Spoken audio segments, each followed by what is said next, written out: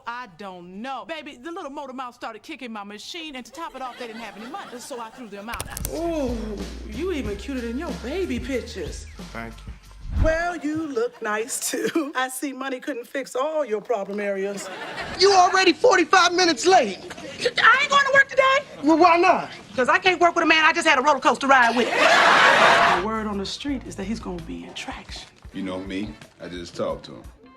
Thank you, Black Dynamite. I'm so happy. What's wrong with you? You know what's wrong with me. When was this picture taken? 1964? You say I don't look like my picture? I'm saying you probably never look like this damn picture. Why don't you take a ride on the flipping side? That's all you hear. Shit, what you getting up for? Don't, I was joking. Oh. Wrong. Bad idea. Hold up, somebody take a picture quick. Shamar Moore laid a kiss on me that tickled me deep into my spanks.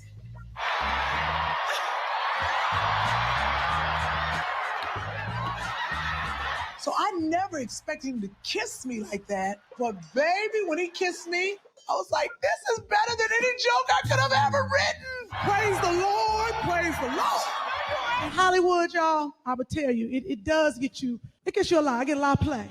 Like right now, I get, like all the little rappers try to holler at me. We talking about Lil Wayne, Lil Fame, Lil Bow Wow, little rappers. And it was hollering. Lil Wayne came up to me one day. He was like, hey, how you doing, Kym? I was like, oh, hey, Lil Wayne, how you doing? Oh, you crazy boy, go ahead on. Go on with your little step, with your little tight tank top and your little tight abs. Go on now, go on. I had to talk with my inner hoe. I was like, you better leave this little boy alone. What do you get when you mix comedy, chaos, and a whole lot of Hollywood drama? Kym Whitley's life, that's what. From being booted off Soul Train before she even got her groove on. Yes, in LA, and I did what you're supposed to do as a black person. I went straight to Soul Train. To a heated fallout with Ice Cube. Why don't you give your auntie Sugar some sugar? To almost marrying the love of her life, only to lose him too soon. He died, and that's what he did. Kym's story is a whirlwind of laughter, heartbreak, and nonstop tea. Buckle up, because this one's got layers. Born on July 21st, 1961, in Shaker Heights, Ohio, Kym Whitley wasn't exactly raised with dreams of being wrapped in drama. She went to Fisk University in Cleveland and was headed for a more traditional path, probably a job in education or something respectable. Cleveland, Ohio, and HBCU alum at Fisk University. From Soul Train to Next Friday, this lady has toured around the country and been on countless TV shows. She has an all-new episode of Uncensored airing this Sunday on TV One at 10 p.m. Eastern and 9 Central. Ladies and gentlemen, Kym Whitley.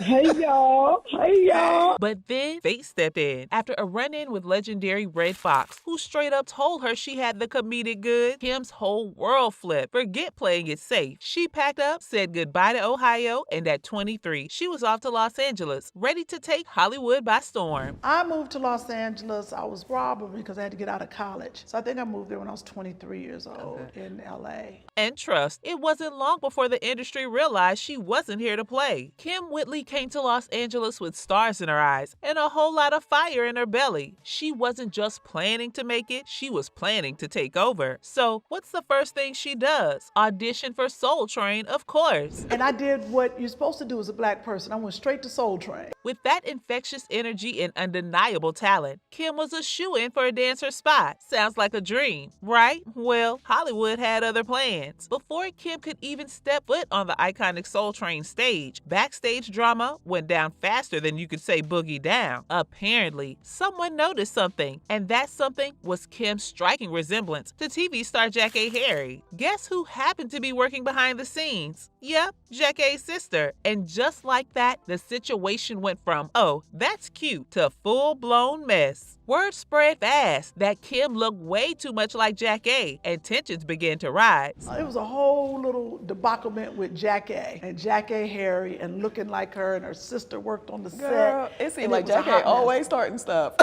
She is. She always starting something. That's what happened in my dreams of being a Soul Train dancer. Next thing Kym knew, she was told her spot was taken before she could even film a single dance move. Booted off the set with no chance to shine. I'm gonna be a Soul Train dancer. Yes, I am. Did that work out? It worked out until You were a Soul Train dancer? I was a Why soul... is this not in my research?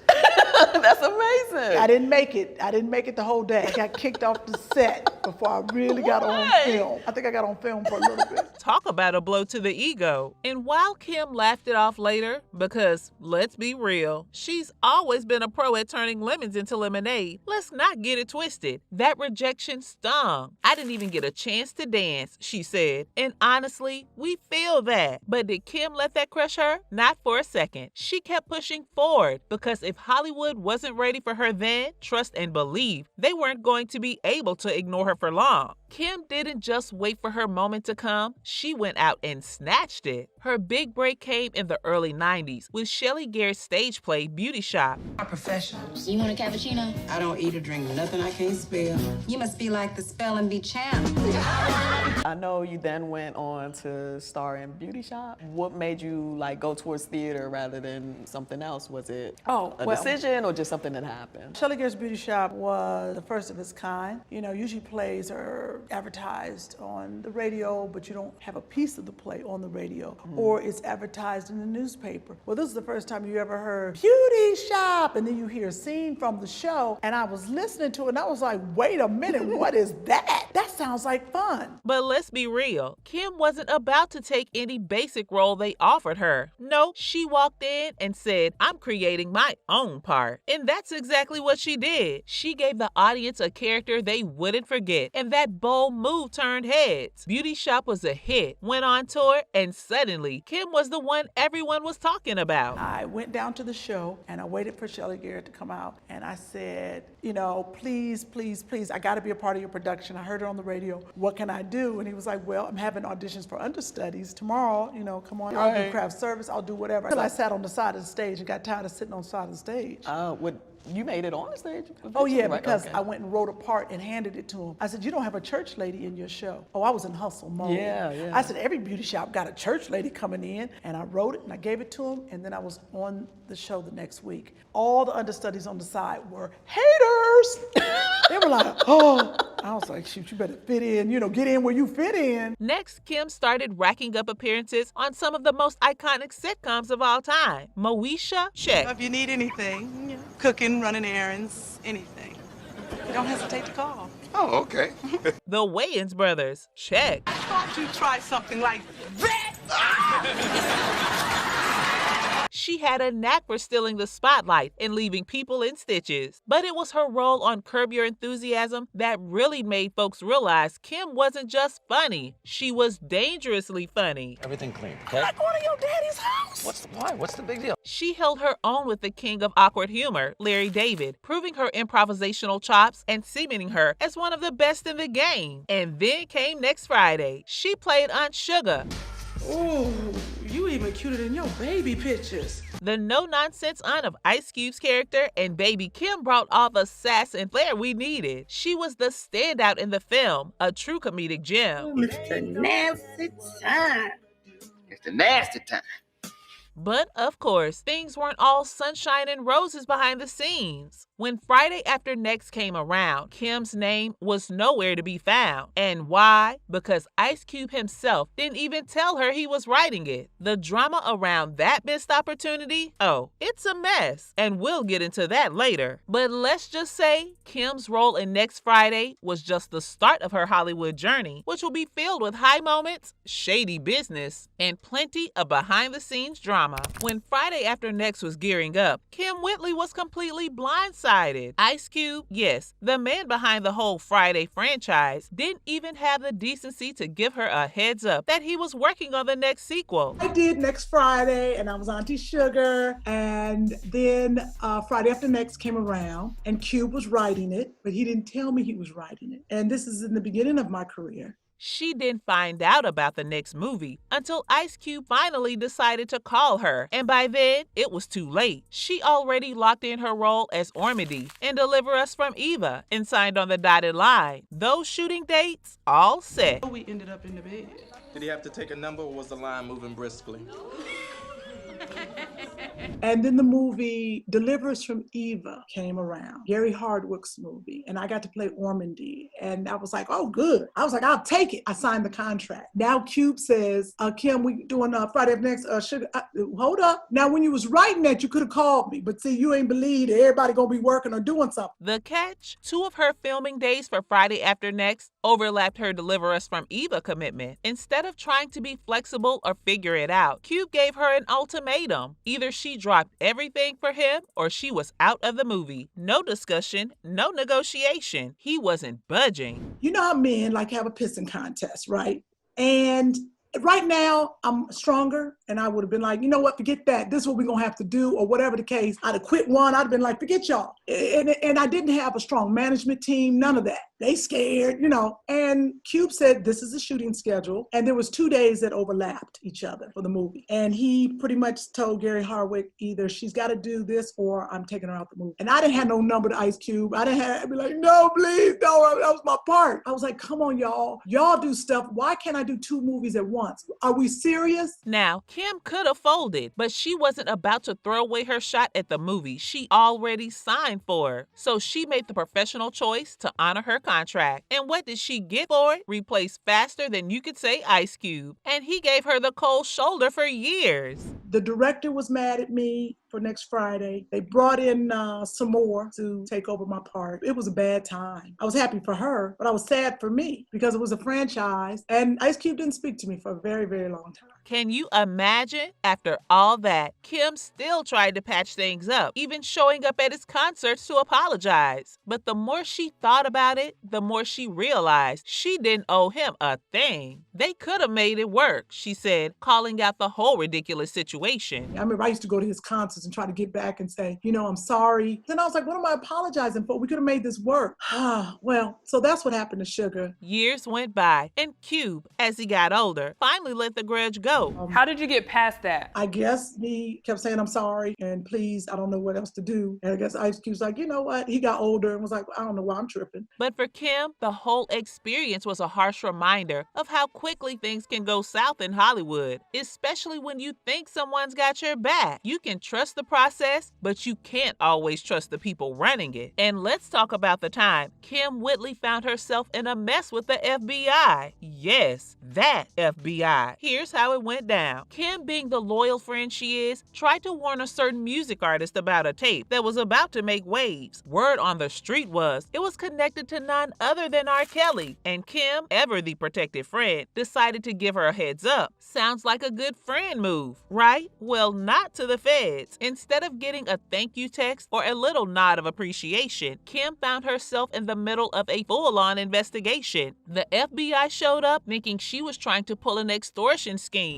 You had a run-in with the FBI? What's up with that? Oh, you gotta watch Uncensored. Let me tell you something. I told the story, but I didn't tell the whole story. Because, you know, like you said, I don't really talk, but, you know, in my career, especially when I had a talk show, you know, people would come on the show, people would send me things on the show, and y'all know how I am. If I can protect somebody, and there was this particular musical artist, who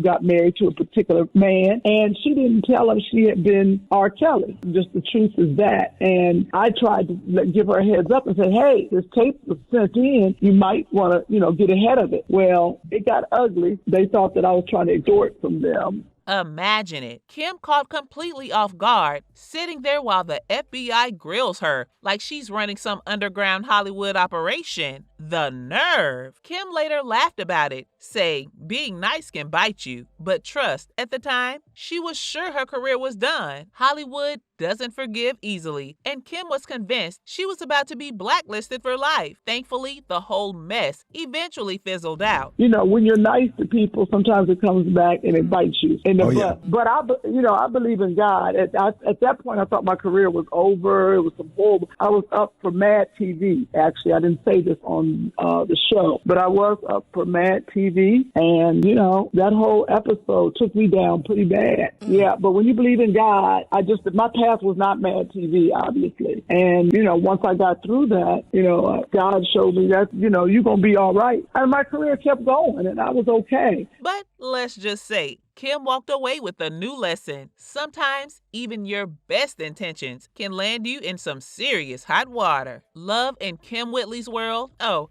it was just as complicated and wild as everything else. Enter Gerald Levert, her first true love, the man who had her heart from childhood. The chemistry off the charts. Their relationship was straight out of a romance novel. Passionate, full of fireworks, and more drama than a reality TV show. And don't get it twisted, not everyone was buying into their fairy tale. Kym's parents, who weren't exactly fans of Gerald's rock star lifestyle, definitely weren't cheering for this couple. But that didn't stop Kym and Gerald. They kept finding their way back to each other time and time again, despite all the breakups and the messy moments in between.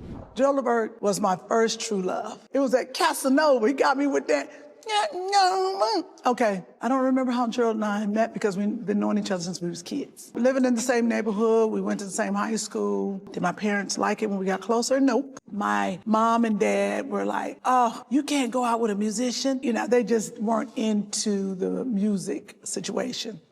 His family was all into music. But we remained friends and hung out for many years. I say we got married as we got older because when we were younger, Gerald told me one thing. And he said, you can go out to Hollywood and you can pursue your career. But if you want to be with me, I'm going to let you know there can only be one star in this family. Gerald wasn't just any boyfriend. He was Kym's what could have been, the man she envisioned herself growing old with. But life had other plans. In 2006, tragedy struck when Gerald passed away suddenly at just 40 years old due to an accidental overdose. The reason Gerald Levert and I never got married is because he died. He died, and that's what he did. He left me here to fend for myself and deal with this life alone. But had Gerald lived, we definitely would have gotten married. Absolutely.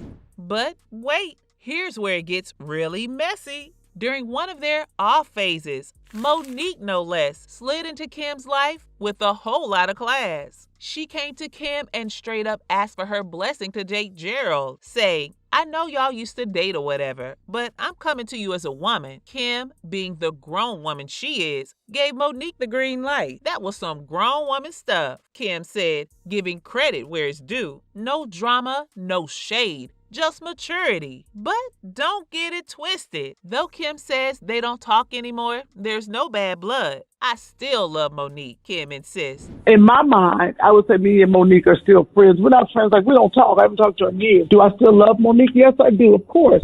I think she's a fantastic actress, yes. But I will I told the truth about the situation between me, Monique, and Gerald Levert. Even if they're not exactly swapping secrets over brunch. Losing Gerald was one of the hardest blows of Kym's life, and the memories of their love, wild, complicated, and so real, still linger in her heart to this day. Kym's life hasn't been all drama, though. In 2011, she adopted her son, Joshua. I tell Joshua he's adopted. Now, how old do you think he's going to be able to grasp it all? Well, my biggest thing is I think you should start. I think the word adoption, just like certain words in our life are shocking, and certain things we find out later in life, and our life is a lie. But if I look at my life, and one thing I knew was, okay, that was my mom, that's my dad, and that's my brother. But as I go through life, if I look back and I heard the word adoption my whole life, it wouldn't be a shock to me. Right. When I really at 7 or 8 started to really understand it, because that word's not foreign to me. Right. Oh yeah, you did. Okay, we did talk about that 4 and 5 and 6. You've always told me that, Mommy. And I made a picture book so he can understand it. In at his age, at 4 and 5, he'll be able to see his life. See, this is what when we got you, you were 4 days old, and there's grandma and granddad. Look at all the people that love you, and you were chosen. And just trying to take the stigma off adoption, and then showing him that he was chosen, and that blood does not necessarily make a family. Love does. And their journey became the focus of the own reality show, Raising Whitley. Mommy's been gone. Can Mommy have a hug? No. The show showcased a softer maternal side of Kym and cemented her as a relatable and down-to-earth star. She's also been vocal about her weight loss journey, dropping around 30 pounds with a combination of walking while on the phone, drinking plenty of water, and closing her kitchen at night. It's not about being skinny, she said. It's about being healthy. Okay, a few weeks ago, I happened to see a photo of somebody who joined us last spring for our virtual experience. At the time, she just started her wellness journey, and I'm telling you, I did not recognize her. I did not. I saw this photo. Somebody said, look at Kym, and I said, Kym who? So we called her and said, hey, Kym, will you please check in and tell us how you doing? Here she is, Kym Whitley. Oh my. Hi, girl. How you doing? That's funny. You're like, who is that? I said, who? Kym who? Kym who? So you joined us for our virtual experience last spring, and you just started, and now you're actually glowing. I hear you said you've had your own wellness awakening. You're down 29, I want to say 30, but it's 29, 30, a lot. As of today, Kym's net worth is estimated at around $3 million. She continues to make appearances in both TV and film, with her comedic chops still as sharp as ever. Whether she's remembered for her hilarious antics on Curb Your Enthusiasm, This is chronic, okay? It's going to clear your daddy's eyeball problem. her unforgettable roles in films like Beauty Shop, Ooh, horses make me feel all tingly. Shut up, shut up. or her real-life drama, one thing is for sure, Kym Whitley knows how to keep us talking.